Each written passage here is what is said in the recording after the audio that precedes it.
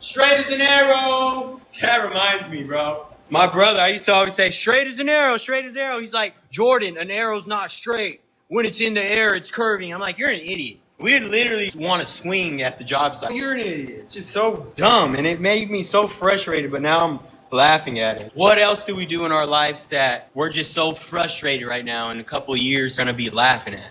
I still struggle with that. Trying to just keep that in remembrance, you know? Dude, you're going to laugh. Just chill out.